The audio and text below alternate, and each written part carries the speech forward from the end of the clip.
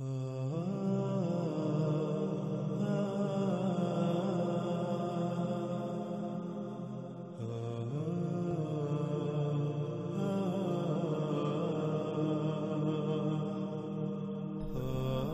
ناظرین، وہ تمام کے تمام انسان جو کھیتی باڑی سے تعلق رکھتے ہیں، جو کسان ہیں، وہ غور کریں کہ کیا انہوں نے دجال کو اپنا رب نہیں بنایا ہوا؟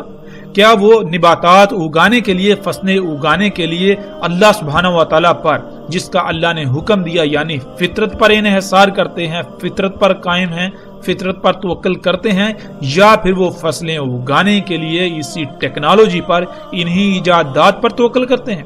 وہ زمین سے اگانے کے لیے کھادوں پر توکل کرتے ہیں، وہ زمین سے بہتر فصل کے لیے انہی ادویات پر، انہی سپرے اور طرح طرح کے کیمیکلز پر توکل کرتے ہیں؟ کیا وہ فطرتی بیج استعمال کرتے ہیں یا پھر جنیاتی بیج، جینیٹیکلی موڈیفائیڈ بیج، بہتر اور زیادہ پیداوار کے حصول کے لالچ میں؟ تو کیا آج آپ دجال کو اپنا رب نہیں بنا چکے؟ اور یہ دعوت آپ کو کس نے دی؟ دجال کے اسی راز نے جو دن رات، یعنی میڈیا، جو دن رات آپ کے بالکل سامنے سے آپ کو اپنی طرف کھینچتا ہے، دجال کو اپنا رب بنانے کی دعوت دیتا ہے۔ وہ فطرت کی بجائے انہی مشینوں پر توکل کرنے کی دعوت دیتا ہے، انہی ایجادات پر، انہی اشیاء پر توکل کرنے کی دعوت دیتا ہے جن کو انسان نے اپنے ہی ہاتھوں سے اللہ سبحانہ و تعالیٰ کے مقابلے پر خلق کیا۔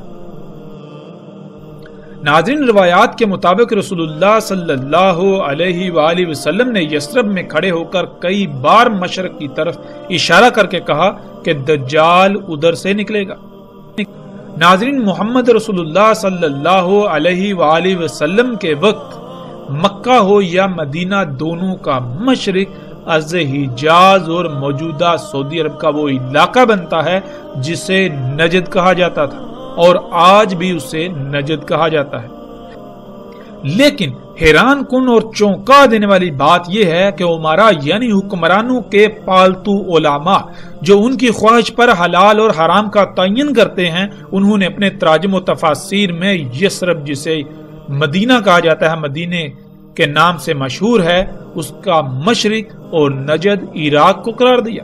لیکن جب ہم دنیا کا نقشہ اٹھا کر دیکھیں تو انسان ان علماء جو کہ امام الدجال ہیں، ان کے دجل پر حیران اور ششدر رہ جاتا ہے اور چونک جاتا ہے کہ عراق تو یثرب کے شمال میں واقع ہے، نہ کہ مشرق میں، جیسے کہ آپ سکرین پر دیکھ رہے ہیں۔ اس وقت سکرین پر آپ کو گوگل ارتھ یعنی دنیا کا مصدقہ ترین نقشہ نظر آ رہا ہے، جس پر آپ اپنی آنکھوں سے دیکھ سکتے ہیں کہ عراق یثرب اور مکہ کے مشرق میں واقع ہے یا پھر شمال میں۔ اور جب آپ اپنی آنکھوں سے دیکھ رہے ہیں کہ عراق تو یثرب ہو یا مکہ ان دونوں کے مشرق کی بجائے شمال میں واقع ہے، تو پھر کیسے ان علماء دجال نے، علماء نے، ان حکمران کے پالتوں نے عراق کو نجد اور یثرب کا مشرق قرار دیا؟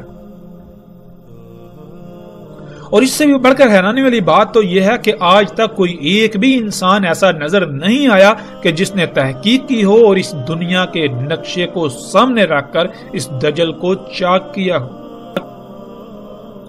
اور یہی بات اللہ سبحانہ وتعالی نے قرآن میں اس طرح سے کہی کہ لوگوں نے، انسانوں نے اپنے ان ملاؤں کو، ان بڑوں کو اپنا رب بنا لیا۔ اور بالکل یہی بات محمد رسول اللہ صلی اللہ علیہ وآلہ وسلم نے بھی کہی تھی۔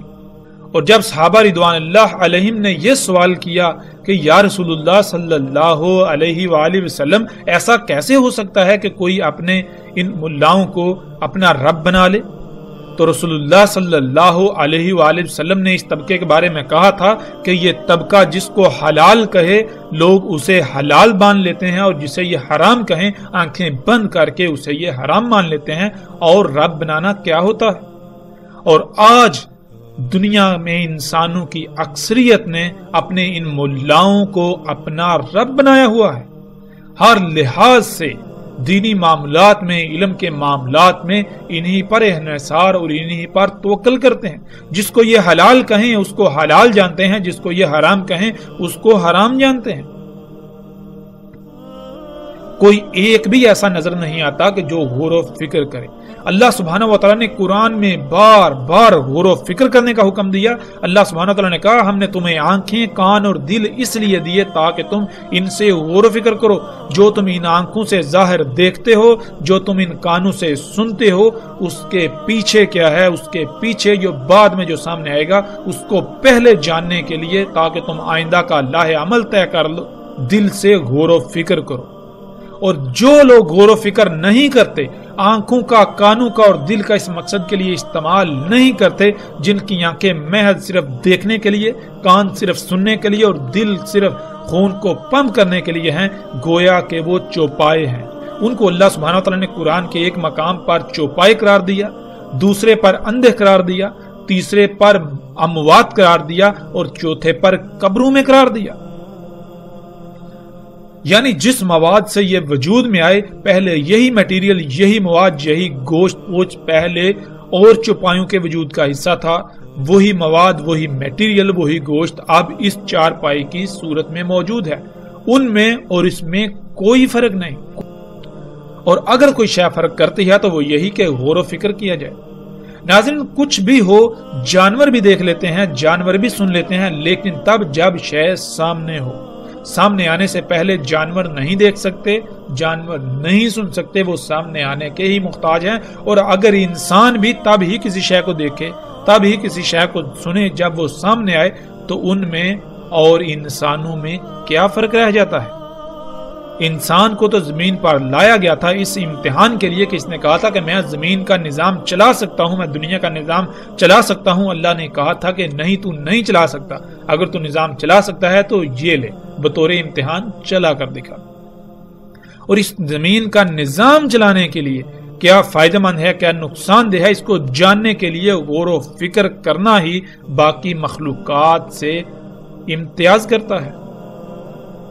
اور جب کوئی غور و فکر کرے گا ہی نہیں تو اس میں اور ان چوپایوں میں یا ان میں جو اموات ہیں کوئی فرق رہ جاتا ہے؟ ہرگز نہیں۔ لیکن سب سے حیران کن اور چونکا دینے والی لرزہ خیز بات یہ ہے کہ یہی ملا جن کو لوگ اپنے سروں پر بٹھائے ہوئے ہیں، یہ کہتے ہیں کہ تحقیق سے کام نہ لو، عقل سے نہیں بلکہ نقل سے کام لیا جائے۔ یعنی جو ہمارے آباء و اجداد نے ہمارے لیے لکھ کر چھوڑ دیا، صرف اور صرف اسی پر اکتفا کرو، اس سے آگے تم اپنی عقل نہیں دوڑا سکتے، تم غور و فکر نہیں کر سکتے۔ اگر تم غور و فکر کرو گے تو گمراہ ہو جاؤ گے، نئی نئی راہیں ایجاد کر بیٹھو گے۔ تو نعوذ باللہ، کیا اللہ سبحانہ و تعالیٰ نے جو قرآن میں یہ تمام کی تمام آیات بیان کی، ان کو نکال کر باہر پھینک دیا جائے؟ بنی اسرائیل کو اللہ سبحانہ وتعالی نے کہا کہ ان کو سور اور بندر بنا دیا گیا، تو کیا وہ جسمانی ساخت ان کی تبدیل کر کے ان کو سور اور بندر بنایا گیا، یا پھر اللہ سبحانہ وتعالی نے قرآن میں بالکل واضح کیا کہ ان پر اللہ سبحانہ وتعالی نے کہا تھا کہ ہم نے تم پر حلال کیا طیبات کو، مگر انہوں نے طیبات کو چھوڑ کر خبائث کو اختیار کیا، جس سے ان کے اندر وہی خصوصیات پیدا ہوگی جو سور اور بندر میں ہوتی ہیں۔ سور کی گردن نہیں مڑتی، اور گردن کا پیچھے نہ مڑنا، اس کا مطلب یہ ہوتا ہے کہ پیچھے مڑ کر نہ دیکھ پانا،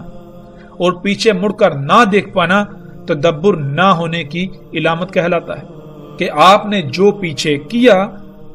آپ اس میں غور و فکر کریں اور آگے بڑھیں، تاکہ پیچھے آپ نے جو کیا اس میں جب آپ غور و فکر کریں گے، اگر اس میں کوئی کمی، کوئی کجی، کوئی کوتاہی تھی تو آئندہ آپ اس کو نہیں دہرائیں گے، آئندہ آپ اس سے سیکھتے ہوئے اس سے بچنے کی کوشش کریں گے۔ اسے کہتے ہیں تدبر، جو کہ سور میں نہیں ہوتا۔ اس کے علاوہ سور خبائث کا منبع ہوتا ہے۔ اور بندر جو کہ عقل کی بجائے نقل سے ہی کام لیتا ہے، جو بندر کے سامنے کیا جائے گا بندر وہی کرے گا۔ تو بالکل یہی خصوصیات بنی اسرائیل کے اندر آ گئی تھی، نہ تو ان میں تدبر تھا اور نہ ہی ان میں تحقیق اور غور و فکر کا مادہ موجود تھا۔ وہ جیتے جاگتے انسان تو تھے، لیکن ان کی حیثیت و اہمیت سور و بندر سے بڑھ کر نہیں تھی، اور بالکل آج یہی منظر موجودہ انسانوں میں جب غور و فکر کیا جائے تو نظر آتا ہے۔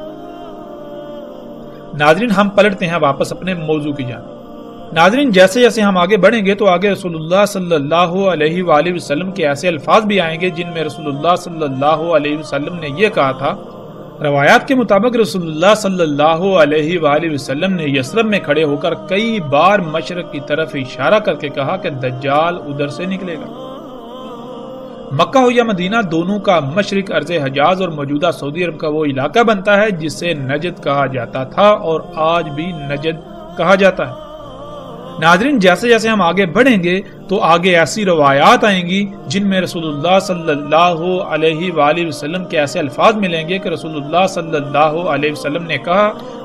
کہ دجال اس زمین سے نکلے گا جس میں اگانے کی صلاحیت رکھنے والے، زمین کو اگانے پر مجبور کرنے والے عناصر یعنی کھادیں اور کیمیکلز وغیرہ ڈالے جائیں گے۔ اس زمین سے جو نکلے گا یعنی جو نباتات نکلیں گی وہ دجال ہوگا۔ جو فصل ایسی زمین اگائے گی وہ فصل دجال ہوگی۔ یعنی کھاد اور کیمیکل سے اگائی جانے والی فصلوں کا ظاہری پہلو تو بہت زبردست اور دل لبا دینے والا ہوگا، لیکن اس کا دوسرا باطنی پہلو بیماریوں، خامیوں، نقائص سے بھرپور ہوگا۔ اور یہی تو دجال ہے۔ یعنی انسان ان فصلوں کو جو کہ بہت زیادہ تعداد میں بہت دل لبا دینے والی ہوں گی انہیں اپنے لیے مسیح اپنے لیے فائدہ مند سمجھیں گے، مگر حقیقت یہ ہوگی کہ ان فصلوں کو کھانے والے انسانوں میں طرح طرح کی بیماریاں اور طرح طرح کی مصیبتوں کا انہیں سامنا کرنا پڑے گا۔ انسان کے جسم میں اللہ سبحانہ وتعالی کا قائم کردہ توازن بگڑ جائے گا۔ ظاہر ہے جب اللہ سبحانہ وتعالی نے اس جسم کو خلق کیا تو اللہ سبحانہ وتعالی ہی کو علم ہے کہ اس جسم میں تمام کے تمام مخلوقات کی ضروریات کیا ہیں، ان کی ضروریات کا معیار اور مقدار کیا ہے۔ تو جب تک ہم اللہ سبحانہ وتعالی پر ہی توکل کریں گے تو تب تک ہمارے جسم کا توازن برقرار رہے گا، اور جب ہم اس پر توکل کریں گے جسے یہ علم ہی نہیں کہ اس جسم کو کیسے خلق کیا گیا، جس جسم کی پیچیدگیوں کے بارے میں علم ہی نہیں رکھتا، تو لا محالہ ہم اس جسم میں قائم توازن کو بگاڑ دیں گے جسے ہم بیماریوں کا نام دیتے ہیں۔ تو ناظرین آج حیران کن طور پر یثرب جسے مدینہ کہا جاتا ہے یا مکہ ان دونوں کا مشرق جس کی طرف محمد رسول اللہ صلی اللہ علیہ وآلہ وسلم نے اشارہ کر کے کہا تھا کہ ادھر سے دجال نکلے گا، تو ان دونوں کا مشرق اس وقت اور موجودہ نجد کا خطہ بنتا ہے جسے آپ سکرین پر دیکھ رہے ہیں۔ ناظرین مکہ و یثرب کے مشرق میں سعودی عرب کا 2000 کلومیٹر سے زائد لمبائی پر مشتمل لاکھوں مربع کلومیٹر صحرا سرسبز و شاداب باغات میں تبدیل ہو چکا ہے۔ آپ کو گول دائروں میں ہزاروں کھیت نظر آئیں گے اور ہر کھیت کا قطر اوسطاً 1 کلومیٹر ہے۔ یہ سب اسی ٹیکنالوجی سے ممکن ہوا اور اسی کو رسول اللہ صلی اللہ علیہ وآلہ وسلم نے دجال کہا۔ اور جیسے ہی ہم آگے بڑھیں گے تو ہمیں رسول اللہ صلی اللہ علیہ وآلہ وسلم کے یہ الفاظ بھی ملیں گے کہ دجال عرب کے جو صحرا ہیں انہیں سرسبز و شاداب باغات میں بدل دے گا، اور یہ سب کچھ آج آپ اپنی آنکھوں سے ہوتا ہوا دیکھ رہے ہیں۔ سعودی عرب میں یہ لاکھوں مربع کلومیٹر پر مشتمل رقبہ جس سے جو فصلیں حاصل کی جا رہی ہیں وہ سب کا سب دجال ہے، وہ تمام کی تمام فصلیں دجال ہیں۔ یعنی وہ ظاہراً تو بہت خوشنما ہیں، لیکن ان فصلوں کو کھانے والے جاندار ہوں یا انسان یا وہ حشرات ہوں، وہ سب کے سب طرح طرح کی بیماریوں کا شکار ہو رہے ہیں۔ ان مخلوقات کا ایک ظاہری پہلو تو خوشنما ہے، لیکن ان کا جو باطنی پہلو ہے وہ ہر لحاظ سے عیب زدہ ہے۔ اور ناظرین وہ طبقہ جس طبقے کو رسول اللہ صلی اللہ علیہ وآلہ وسلم نے آسمانوں کے نیچے بدترین مخلوق قرار دیا، یہی علماء دجال جن کے دجل کی اصل حقیقت آپ تصاویر میں دیکھ رہے ہیں، آج تک شمال کو مشرق بنا کر پیش کیا جاتا رہا۔ رسول اللہ صلی اللہ علیہ وآلہ وسلم نے مکہ و یثرب کے مشرق والی زمین سے دجال کے نکلنے کا بتایا، تو انہی علماء دجال نے حکمرانوں کے پالتوں نے اس کو عراق بنا دیا۔ کہ مشرق میں عراق واقع ہے، حالانکہ مشرق میں سعودی عرب کا نجد ہے، نہ کہ عراق۔ عراق تو سعودی عرب کے شمال میں واقع ہے، اور سکرین پر نظر آنے والی تصاویر میں آپ یہ سب اپنی آنکھوں سے دیکھ رہے ہیں۔ ناظرین، جس روایت پر ہم بات کر رہے تھے واپس پلٹتے ہیں اسی کی طرف، اس کے اگلے حصے کی طرف۔ اس کے اگلے حصے میں رسول اللہ صلی اللہ علیہ وآلہ وسلم نے کہا، اور زمین کو امر کرے گا پس وہ اگائے گی، پس ان پر طاقتور سپرے کرے گا، وہ فصلیں اور جانور وغیرہ جلدی بڑے ہو جائیں گے۔ نہیں تھا ان کے لیے کیا گیا اتنا جلدی بڑا ہونا، اور ضرورت سے زیادہ ان کے تھن دودھ سے بھر جائیں گے اور محدود وقت میں شکم بار ہو جائیں گے۔ ناظرین، رسول اللہ صلی اللہ علیہ وآلہ وسلم کے الفاظ کے عین مطابق آج ٹیکنالوجی زمین کو حکم دیتی ہے تو زمین اگاتی ہے، اور ان فصلوں پر طرح طرح کے کیمیکلز کی سپرے کی جاتی ہے، جس سے وہ فصلیں اپنے وقت سے بہت پہلے جلدی بڑی ہو جاتی ہیں، اور ان فصلوں اور ایسی خوراکوں اور ایسے اجزاء کو کھانے والے جانوروں کے تھن حد سے زیادہ دودھ سے بھر جاتے ہیں، اور انہی فصلوں کو کھا کر جانور موٹے تازے ہو جاتے ہیں۔ یہ سب کچھ آج ہم اپنی آنکھوں سے ہوتا ہوا دیکھ رہے ہیں۔ نہ صرف ہوتا ہوا دیکھ رہے ہیں بلکہ ہم خود بھی اسی ٹیکنالوجی کو اپنا رب بنائے ہوئے یہی سب کچھ کر رہے ہیں۔ ناظرین، غور و فکر کریں کہ کیا آج آپ بھی یہ سب کچھ نہیں کر رہے؟ اگر آپ یہ سب کچھ کر رہے ہیں تو پھر آپ دجال کو اپنا رب بنائے ہوئے ہیں، آپ دجال کے فتنے کا شکار ہیں۔ ناظرین، کھادوں سے، ان کیمیکل سے، ان سپرے سے جو فصلیں اگتی ہیں وہ دیکھنے میں بہت بھلی لگتی ہیں، لیکن یہ صرف ظاہراً اچھی ہیں، مگر ان کا باطن لا تعداد بیماریوں سے بھرا پڑا ہے۔ یہی تو دجل ہے کہ ہر کوئی انہیں دیکھ کر اپناتا ہے، حاصل کرتا ہے، دیکھنے میں یہ سب بہت اچھا لگتا ہے، لیکن جب یہی انسان اور جانور کھاتے ہیں تو وہ مفلوج ہو جاتے ہیں، ان کو طرح طرح کی بیماریاں لاحق ہو جاتی ہیں، بچے وقت سے پہلے بالغ ہو جاتے ہیں، انسانوں کی عمریں کم ہو جاتی ہیں، جسم کمزور ہو جاتے ہیں، طرح طرح کی بیماریوں کا شکار ہو جاتی ہیں۔ بالکل اسی طرح دودھ تو زیادہ حاصل کر لیا جاتا ہے، لیکن ان غیر فطری طریقوں سے دجال پر توکل کرنے سے حاصل شدہ ہر شے کا ظاہری پہلو تو بہت خوشنما ہوتا ہے، لیکن اس کا باطن محض زہر ہی ہوتا ہے۔ یہی وہ دجل ہے آج جس کا ہر کوئی شکار نظر آتا ہے، اور کوئی بھی اسے پہچان نہیں پا رہا اور نہ ہی پہچاننا چاہتا ہے۔ اور ناظرین، غور کریں، وہ لوگ جو کسان ہیں، جو برصغیر سے تعلق رکھتے ہیں، کہ سن 2000 کے آس پاس کی بات ہے کہ جانوروں کو ایک نئی بیماری کا سامنا کرنا پڑا کہ دیکھتے ہی دیکھتے جانور کو سانس کی پرابلم ہوتی، اس کے منہ سے جھاگ نکلنا شروع ہو جاتی، 1 2 زیادہ سے زیادہ 3 اور 4 دن کے اندر اندر جانور کی موت ہو جاتی، وہ کھانا پینا چھوڑ دیتا،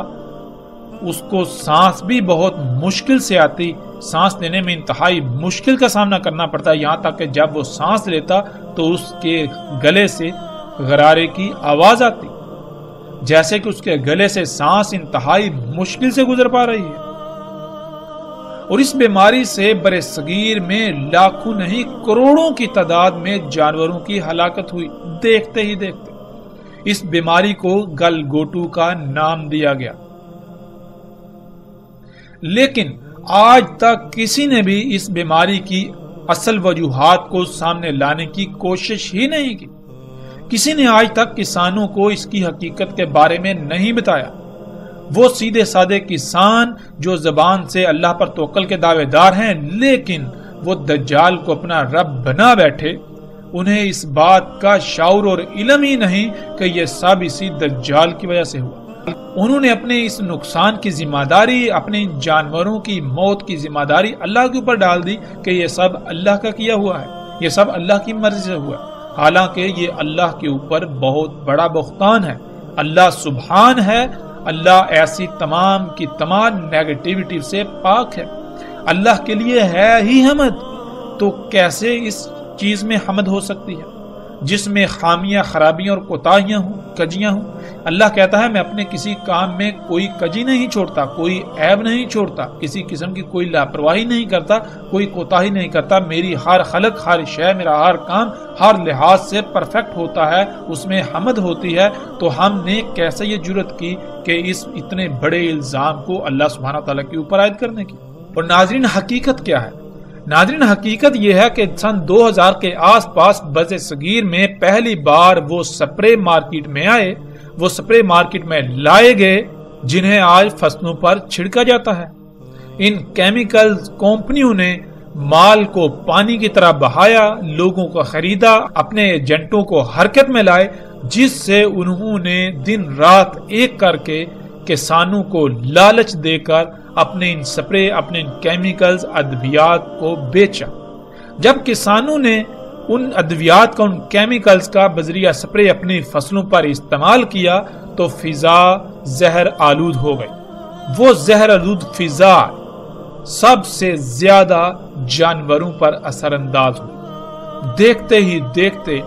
لاکھوں نہیں کروڑوں کی تعداد میں جانوروں کی اموات ہونا شروع ہوئی۔ کسی کو علم ہی نہیں ہوتا تھا کہ ہمارے گاؤں میں، ہمارے علاقے میں کسی نے پہلی بار یہ سپرے کی ہے جس سے فضا زہر آلود ہو گئی۔ اس فضا میں سانس لینے کی وجہ سے ہمارے جانوروں کی یہ حالت ہے۔ سب اس بات سے غافل، اس پہلو سے غافل، انہی ادویات، انہی کیمیکلز کے حصول میں لگے رہے اور انہیں اپنی فصلوں پر بذریعہ سپرے چھڑکتے رہے، جس سے پھر شروع کے کئی سال کچھ وقت تو جانوروں کو اموات کا سامنا کرنا پڑا، لیکن بعد میں جو جانور اسی فضا میں پلے بڑھے وہ اس کے عادی ہو گئے۔ روایت کے اگلے حصے میں رسول اللہ صلی اللہ علیہ وآلہ وسلم نے یہ کہا، پھر آئے گا ایک قوم کے پاس، یعنی لوگوں کے پاس، پس انہیں دعوت دے گا، پس وہ پھیر دیں گے اس پر اس کے قول کو، پس وہ لوٹ جائے گا، پس وہ بنجر ہو جائے گی، کچھ بھی نہیں آئے گا ان کے اموال میں سے ان کے ہاتھوں میں، یعنی وہ دجال کے حکم کے بغیر اگائیں گے تو کچھ بھی نہیں اگے گا، جیسے کہ زمین بنجر ہوتی، یوں ان کے اموال سے کوئی شے ان کے ہاتھ میں نہیں رہے گی۔ جب زمین دجال کے حکم یعنی کھادوں وغیرہ اور مصنوعی بیجوں کے بغیر کچھ اگائے گی نہیں تو پھر ظاہر ہے ان کے اموال بھی ختم ہو جائیں گے، نہ ہونے کے برابر ہو جائیں گے، انہیں دنیاوی لحاظ سے خسارے کا سامنا کرنا پڑے گا۔ جانور دودھ وغیرہ نہ ہونے کے برابر دیں گے، بلکہ ان کے جانور زندہ ہی بمشکل رہیں گے۔ ناظرین، آپ آج یہ سب اپنی آنکھوں سے دیکھ رہے ہیں کہ دجال دعوت دیتا ہے، یعنی میڈیا پر کمرشلز آتی ہیں، ایڈورٹائزمنٹس آتی ہیں، جن میں طرح طرح کے مصنوعی بیجوں کی طرف دعوت دی جاتی ہے اور زیادہ اور دل لبا دینے والی پیداوار حاصل کرنے کے لیے کھادوں کے استعمال کی طرف دعوت دی جاتی ہے، یعنی یہ کہ ٹیکنالوجی کو اپنا رب بنانے کی دعوت دی جاتی ہے۔ اپنی ضروریات کو پورا کرنے کے لیے، اپنی ضروریات کو وجود میں لانے کے لیے انہی مشینوں، انہی اشیاء، اسی ٹیکنالوجی پر توکل کر دیں، اسی پر انحصار کرنے کی دعوت دی جاتی ہے۔ اور جو لوگ اس دعوت پر ایمان لاتے ہیں، اس دعوت کو یعنی میڈیا کی ان باتوں کو تسلیم کرتے ہوئے عمل کرتے ہیں، ٹیکنالوجی کو اپنا رب بناتے ہیں، تو ان کے کھیت حد سے زیادہ پیداوار دیتے ہیں، ان کے جانور حد سے زیادہ دودھ دیتے ہیں، ان کے جانوروں کی کوکھیں محدود وقت میں بڑھ جاتی ہیں، وہ خوشحال نظر آتے ہیں۔ لیکن جو لوگ جان جاتے ہیں کہ یہ سب دجل ہے، بے شک دیکھنے میں یہ سب اچھا ہے، لیکن یہ صرف اور صرف فساد ہے، اس طرح حاصل کر کے جو کچھ بھی استعمال کیا جائے گا اس کا انتہائی درجے کا نقصان ہے۔ ہر شے ابدار ہوگی، بیماریاں بڑھیں گی، بچے معذور اور مفلوج پیدا ہوں گے، اسی طرح ہر شے میں نقائص و خرابیاں پیدا ہو جائیں گی۔ تو وہ لوگ ٹیکنالوجی کو رب بنانے کے بجائے فطرت پر انحصار کرتے ہوئے جب قدرتی بیج استعمال کرتے ہیں اور کھادوں کے بغیر، اس ٹیکنالوجی کے بغیر اگاتے ہیں، بارشوں پر انحصار کرتے ہیں، تو نتیجہ یہ نکلتا ہے کہ گویا ان کی زمین بنجر ہے، کچھ بھی نہیں اگتا، اور پھر ایسے حالات میں دنیا جہنم سے کم نہیں رہ جاتی۔ ایسے حالات میں پھر ثابت قدم رہنا انتہائی مشکل ہو جاتا ہے، اور اسی کا رسول اللہ صلی اللہ علیہ وآلہ وسلم نے حکم دیا تھا کہ اے اللہ کے غلاموں، یعنی اے وہ لوگوں جو اس وقت اس دوران اللہ کی غلامی کر رہے ہوگے، ڈٹے رہنا، اللہ کی غلامی پر ثابت رہنا۔ یہ حقیقتاً ایسا فتنہ ہے کہ اس سے عظیم فتنہ کوئی اور ہو ہی نہیں سکتا۔ آج ہم اپنی آنکھوں سے دیکھ رہے ہیں کہ اکثریت نے دجال یعنی ٹیکنالوجی کو اپنا رب بنایا ہوا ہے۔ پھر اسی روایت کے اگلے حصے میں رسول اللہ صلی اللہ علیہ وآلہ وسلم نے کہا، اور امر کرے گا اس سے یعنی زمین کو اپنے ان آلات کے ذریعے جن آلات سے زمین کو پھاڑا جاتا ہے، زمین میں سوراخ نکالے جاتے ہیں، زمین کو کھودا جاتا ہے، ایسے آلات سے زمین کو پھاڑے گا، اس میں سوراخ کرے گا زمین کی گہرائیوں سے کچھ نکالنے کے لیے، ان آلات کے ساتھ زمین کو پھاڑے گا، اسے کھوکھلا کرے گا، کمزور کرے گا، پس کہا جائے گا اس کو یعنی زمین کو نکال اپنے خزانے، پس اس سے یعنی ان آلات کی مدد سے ان آلات کے پیچھے زمین اپنے خزانے ایسے نکال دے گی جیسے کھجور کی شاخیں۔ ناظرین، اسی ٹیکنالوجی کی مدد سے آج زمین کو پھاڑا جاتا ہے،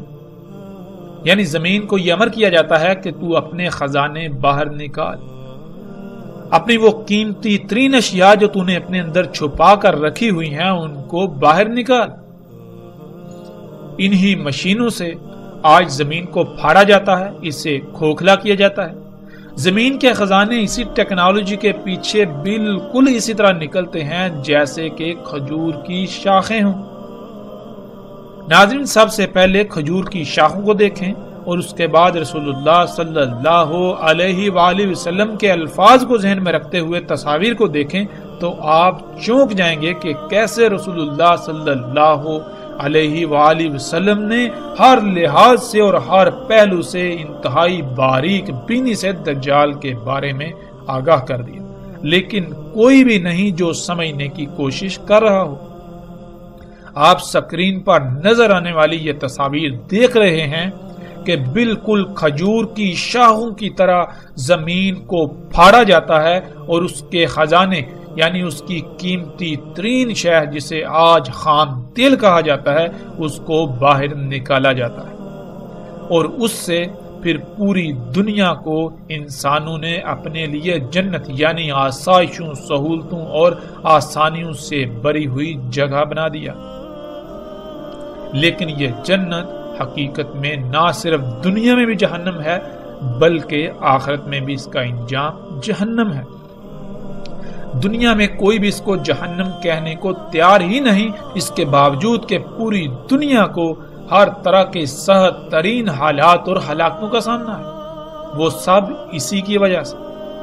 زمین کے خزانے جنہیں کالا سونا یعنی بلیک گولڈ بھی کہا جاتا ہے، جن کے لیے آج پوری دنیا میں جنگ و جدل ہو رہا ہے اور شہروں کے شہر کھنڈرات میں بدل رہے ہیں، اور ان قریب انہی خزانوں کے حصول کی خاطر دنیا کو القاریہ یعنی آخری عالمی ایٹمی جنگ کا سامنا کرنا پڑے گا، جس سے ہونے والی تباہی کا اندازہ اس طرح لگایا جا سکتا ہے کہ اس میں پہاڑ بھی ریزہ ریزہ ہو جائیں گے،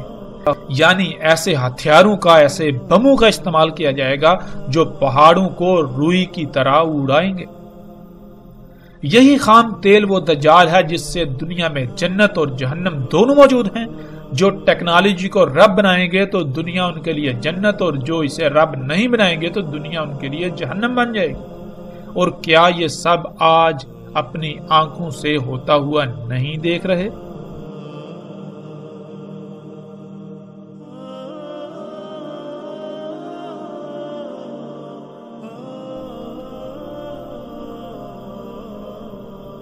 بلا شک و شبہ آج ہم یہ سب اپنی آنکھوں سے ہوتا ہوا دیکھ رہے ہیں۔ اس کے باوجود اگر ہم حقائق سے آنکھیں چرانا چاہتے ہیں، آنکھیں بند کر کے انہی طرح طرح کی کہانیوں کو سننا چاہتے ہیں، انہی کو تسلیم کرنا چاہتے ہیں، محظوظ ہونا چاہتے ہیں، تو فیصلہ ہمارے ہاتھ میں۔ ہم چاہیں تو آنکھوں نظر آتا حق اسے تسلیم کریں اور عملاً میدان میں اتریں، اور اگر چاہیں تو ہم حق سے آنکھیں بند کر کے دین کو قصے و کہانیوں کا نام دیتے ہوئے انہی قصے و کہانیوں سے محظوظ ہوتے رہیں، اور اس طبقے کو جو اپنے کو علماء کہلاتا ہے اسے سر پر بٹھائے ہوئے اس کو اپنا رب بنائے رہیں۔ رسول اللہ صلی اللہ علیہ وآلہ وسلم نے کہا، دجال نکلے گا زمین سے مشرق سے، کہا جائے گا اسے خراسان، یعنی مشرق میں خراسان نامی زمین کے ساتھ جو علاقہ ہوگا، جو خطے ہوں گے، وہاں سے دجال نکلے گا۔ اس کی اتباع کرنے والی اقوام کے چہرے چپٹے ہوں گے، تہ دار۔ ناظرین، رسول اللہ صلی اللہ علیہ وآلہ وسلم کے الفاظ کے عین مطابق آج خراسان کی زمین کے ساتھ جو علاقے ہیں، جنہیں چین، جاپان اور تائیوان وغیرہ کہا جاتا ہے، وہی دجال یعنی ٹیکنالوجی تیار ہو کر نکل رہی ہے، اور اس کی اتباع یعنی اس کے پیچھے، ان ایجادات، اس دجال کے پیچھے جو اقوام ہیں وہ بالکل وہی قومیں ہیں جن کے چہرے چپٹے ہیں، جیسا کہ سکرین پر نظر آنے والی تصاویر میں آپ دیکھ سکتے ہیں۔ اور آج ٹیکنالوجی کا ایک بڑا حصہ یہیں سے تیار ہو کر پوری دنیا میں پھیلتا ہے۔ یہ دجال یہیں اسی خطے میں تیار ہوتا ہے اور پھر یہیں سے پوری دنیا میں جاتا ہے۔ یہ طرح طرح کی ایجادات، یہ مشینیں، یہ انسان کے اپنے ہی ہاتھوں سے خلق کردہ اللہ کے مقابلے پر اشیاء، یہ یہیں پر خلق ہوتی ہیں، اور ان کے پیچھے یہی قومیں جن کے چہرے چپٹے ہیں جیسے کہ تہ دار ہوں۔ ناظرین، بغیر کسی شک و شبے کے آج دنیا کے مشرق سے یہ ٹیکنالوجی نکل رہی ہے، اور وہ قومیں اس دجل کی تباہ میں اسے خلق کر رہی ہیں، جس کی نشاندہی محمد رسول اللہ صلی اللہ علیہ وآلہ وسلم نے آج سے 14 صدیاں پہلے ہی کر دی تھی۔ دنیا کے مشرق میں چین، تائیوان، جاپان وغیرہ ہیں، اور انہی ممالک سے ٹیکنالوجی وجود میں آ کر پوری دنیا میں پھیلتی ہے، خواہ وہ گاڑیاں ہوں، الیکٹرانکس کا سامان ہو، یا آج کے دور میں جنہیں ہم مصنوعات کا نام دیتے ہیں۔ سب کا سب آج انہی ممالک بالخصوص چین میں خلق کیا جا رہا ہے، اور ان لوگوں کے چہرے بھی بالکل رسول اللہ صلی اللہ علیہ وآلہ وسلم کے بتائے ہوئے الفاظ کے عین مطابق چپٹے ہیں، اور اسی طرح ان کی ناکیں بھی چپٹی ہیں۔ پوری دنیا میں جو فصلیں اگائی جا رہی ہیں ان کے بیج بھی یہیں پر تیار کیے جا رہے ہیں، یہیں پر خلق کیے جا رہے ہیں، بیجوں میں یہیں پر مداخلت کی جا رہی ہے۔ یہی چپٹے چہروں والی قومیں اس سب کے پیچھے ہیں، اس سب کو کر رہی ہے۔ رسول اللہ صلی اللہ علیہ وآلہ وسلم نے کہا کہ اس میں کچھ شک نہیں، وہ یعنی دجال شام اور عراق کے درمیان خالی جگہ سے، یعنی جہاں آبادی وغیرہ کچھ بھی نہیں، خالی میدانی یا صحرائی علاقے ہیں، وہاں سے نکلے گا۔ ناظرین، پیچھے بھی سرحد سے گزر چکا اور آگے بھی آئے گا کہ زمین کا خون یعنی زمین سے نکلنے والا خام تیل دجال ہے۔ اسی سے دنیا جنت اور جہنم بنی ہوئی ہے، اور خام تیل بالکل انہی مقامات سے نکل رہا ہے جہاں سے رسول اللہ صلی اللہ علیہ وآلہ وسلم نے کہا، یعنی شام اور عراق کے درمیان خالی جگہوں سے، جو کہ صحرائی علاقے ہیں، میدانی علاقے ہیں، اور سکرین پر نظر آنے والی تصاویر میں آپ دیکھ سکتے ہیں۔ رسول اللہ صلی اللہ علیہ وآلہ وسلم نے کہا، اس میں کچھ شک نہیں، وہ یعنی دجال شام کے سمندر میں ہے یا یمن کے سمندر میں، نہیں بلکہ مشرق کی سمت سے، نہیں وہ مشرق کی طرف سے، نہیں وہ مشرق کی طرف سے، اور اپنے ہاتھ سے مشرق کی طرف اشارہ کیا۔ ناظرین، آج اگر ہم بحر شام کو دیکھیں تو وہاں ٹیکنالوجی سے لیس گدھے بحر شام میں کھڑے ہیں، اور بحر یمن میں بھی، جہاں سے دجال یعنی یہ ٹیکنالوجی مومنوں پر حملہ آور ہے۔ اور جیسا کہ پیچھے گزر چکا، دجال یعنی ٹیکنالوجی مشرق سے ہی نکل رہی ہے، روایت کا ایک ایک لفظ اس بات پر پورا اترتا ہے۔ رسول اللہ صلی اللہ علیہ وآلہ وسلم کا یہ فرمانا کہ وہ بحر شام میں ہے، پھر یمن میں کہنا اور پھر یہ کہنا کہ نہیں بلکہ مشرق سے نکلے گا، اس کا مطلب ہرگز یہ نہیں ہے کہ رسول اللہ صلی اللہ علیہ وآلہ وسلم خود ہی ایک بات کر کے اس کی تردید کر رہے ہیں، بلکہ یہ وقت پر منحصر ہے کہ ایک وقت میں ایک جگہ سے نکل رہا ہے، پھر دوسرے وقت میں دوسری جگہ سے، اسی طرح کسی تیسری جگہ سے۔ عربی کا اسلوب ہی یہی ہے کہ جب ایسا معاملہ ہو تو بات ایسے ہی کی جاتی ہے۔ اور آج حیران کن طور پر جن جن جگہوں کی رسول اللہ صلی اللہ علیہ وآلہ وسلم نے نشاندہی کی، وہیں ان جگہوں سے یہ دجال نکل رہا ہے، یہ سب کچھ نکل رہا ہے۔ وہ تمام کی تمام اشیاء جنہیں انسان اپنے لیے مسیحا سمجھتا ہے، لیکن حقیقتاً وہ مسیحا نہیں، حقیقتاً وہ یہ دجل ہے۔ پوری دنیا کو تباہیوں ہلاکتوں کا اسی کی وجہ سے سامنا کرنا پڑ رہا ہے، پوری دنیا میں اسی کی وجہ سے فساد ہے۔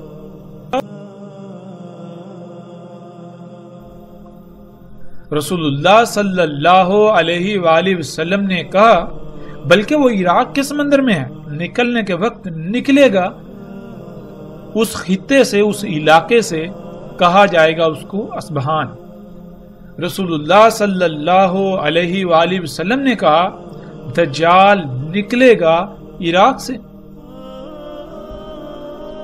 ناظرین، روایات میں ان مقامات کے علاوہ بھی کچھ مقامات کا ذکر آیا ہے، اور جن مقامات کا ذکر آیا ہے بالکل انہی مقامات سے آج خام تیل نکل رہا ہے، جس سے دنیا آج جنت اور جہنم کا منظر پیش کر رہی ہے۔ اسی خام تیل سے تمام کے تمام مصنوعات بن رہی ہیں، اور اسی خام تیل سے آگ و بارود بن رہا ہے۔ جو اس ٹیکنالوجی کو یعنی دجال پر ایمان لاتے ہیں ان کے لیے دنیا جنت بن چکی ہے، اور جو اس پر ایمان نہیں لاتے بلکہ اللہ کو اپنا رب بناتے ہیں یعنی فطرت پر توکل کرتے ہیں، تو ان کے لیے اس دنیا میں کچھ بھی نہیں سوائے آگ و بارود کے،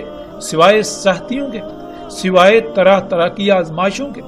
یہی دجال ہے اور یہی اس کی جنت و جہنم، یہی اس کی جنت و آگ۔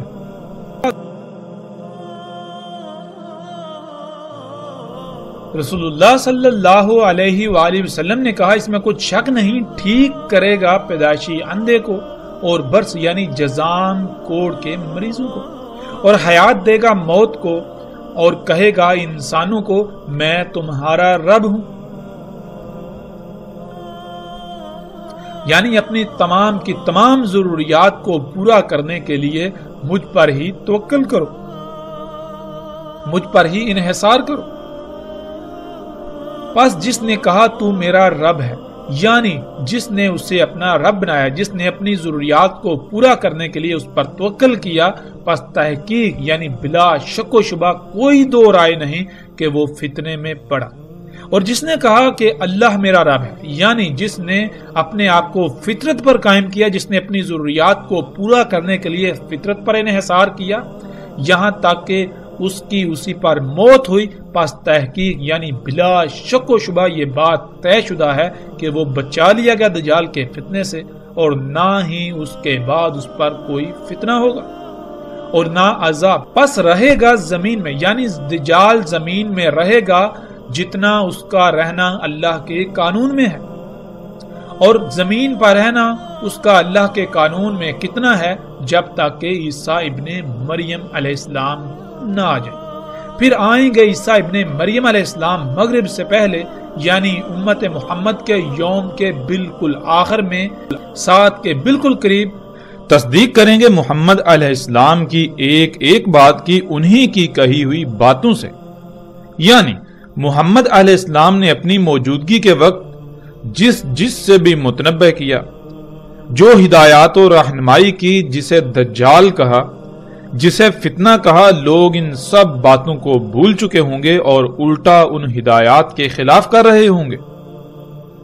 جس کو محمد علیہ السلام نے دجال کہا تھا، الٹا لوگ اسے مسیحا تسلیم کر چکے ہوں گے، اور انہیں اس بات کا شعور تک بھی نہیں ہوگا۔ دجال کو وہ اپنا رب بنا چکے ہوں گے،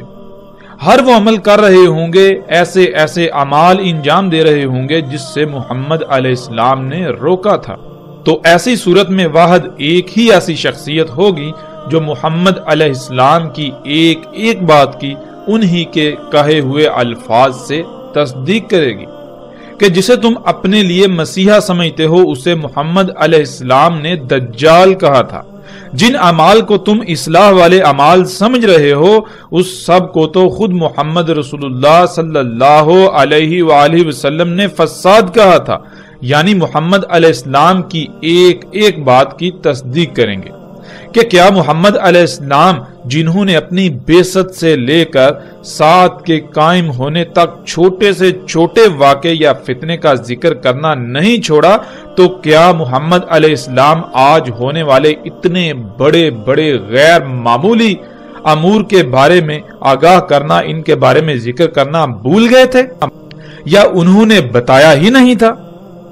یہ غیر معمولی مشینیں، انسان کا انہی مشینوں کے ذریعے بادلوں کا برسانا، انہی مشینوں کے ذریعے پہاڑوں کو کاٹ کاٹ کر رستے بنانا، کئی کئی کلومیٹر لمبی غیر معمولی سرنگیں نکالنا، سینکڑوں کی تعداد میں انسانوں کا ایک ہی مشین پر سوار ہو کر فضا میں انتہائی تیز رفتاری سے سفر کرنا، ہر کام کا غیر معمولی حد تک تیز رفتاری کے ساتھ انجام پانا، انہی مشینوں کے ذریعے غیر معمولی درکار قوت کے حامل امور کو ایسے انجام دینا کہ جیسے خود بخود ہو رہے ہوں، نہروں اور دریاؤں کا مسخر ہو جانا، جب جی چاہے اور جتنا چاہے ان میں پانی چھوڑنا اور جب جی چاہے روک لینا، زمین سے اپنی مرضی کے مطابق غیر معمولی طور پر کم وقت میں اور کئی گنا زیادہ فصلیں اگانا، ہر طرح کی فصلیں جو سال میں کسی مخصوص خطے اور مخصوص موسم و آب و ہوا میں ایک ہی بار اگتی تھی، انہیں پورے سال میں کہیں بھی اور کسی بھی موسم میں اگانا، یہاں تک کہ ایسے ایسے غیر معمولی امور انجام پا رہے ہیں، اور وہ سب کچھ آج ہو رہا ہے کہ اگر کوئی چند صدیاں پہلے کا شخص اس دنیا میں واپس آئے تو اسے یہ یقین ہی نہیں ہوگا کہ وہ اسی دنیا میں واپس آیا ہے جہاں وہ پہلے تھا، کہ یہ وہ دنیا نہیں ہو سکتی، یہ وہ دنیا ہو ہی نہیں سکتی، یہ وہ رب ہو ہی نہیں سکتا جو میرا رب تھا اور ہے، کیونکہ میرا رب تو سبحان ہے، وہ الرحمن ہے، وہ اپنی سنت، اپنا طریقہ، اپنے قوانین تبدیل نہیں کرتا، تو یہ کیسے ہو سکتا ہے کہ 1000 سال پہلے کے انسانوں کے لیے اس کے تمام قوانین اور ہوں اور آج وہ تمام کے تمام قوانین بدل دے؟ آج کے انسانوں کے لیے اس کا اگانے کا قانون تبدیل،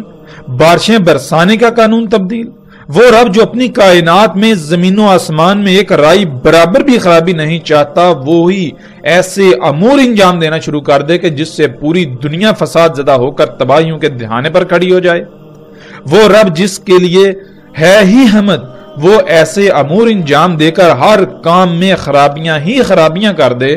احمد کا شائبہ تک نہ ہو، حمد کا شائبہ تک نہ ہو، یہ کیسے ہو سکتا ہے؟ یہ کیسے ہو سکتا ہے؟ میرا رب تو اس سب سے سبحان ہے،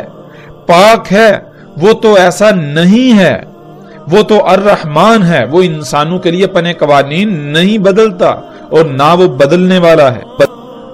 ناظرین، تو سوچنے والی بات یہ ہے کہ اگر آج ان غیر معمولی امور کے بارے میں بات کی جائے تو بات کرتے کرتے بندہ تھک جائے، لیکن ان پر بات مکمل نہ ہو۔ اس غیر معمولی حد تک اور کثرت سے آج ایسے امور انجام پاتے ہوئے دیکھے جا رہے ہیں اور ہر کوئی انہی کا حصہ بنا ہوا ہے، تو یہ کیسے ممکن ہے کہ محمد علیہ السلام نے ان کا ذکر ہی نہ کیا ہو؟ وہ اللہ کے رسول محمد علیہ السلام جنہوں نے کسی چھوٹے سے چھوٹے فتنے کو بھی کھول کھول کر بیان کیا، ان کی بعثت سے لے کر ساتھ کے قیام تک جو کچھ بھی ہونا تھا سب کا سب کھول کھول کر بیان کر دیا، تو یہ کیسے ہو سکتا ہے کہ اسی اللہ کے رسول نے ان غیر معمولی اور اس وقت کے مطابق ناقابل تصور امور کے بارے میں ذکر نہ کیا ہو؟ محمد علیہ السلام پر ایمان لانے کے تو بہت بڑے بڑے دعوے کیے جاتے ہیں، لیکن کیا اپنے اعمال سے انہی کی ہر بات کا کفر نہیں کیا جا رہا؟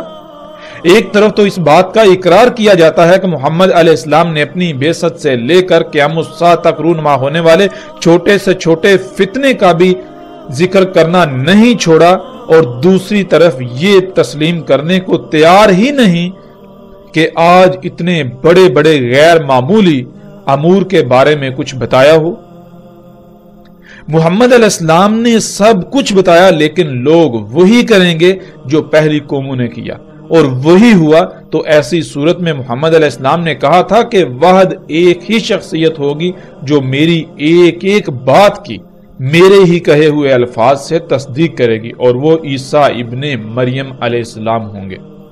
تصدیق کریں گے محمد علیہ السلام کے ساتھ اور ان کی ملت پر ہوں گے، پس قتل کریں گے دجال کو، پھر اس میں کچھ شک نہیں، جو ہے وہ 7 کا قیام ہوگا۔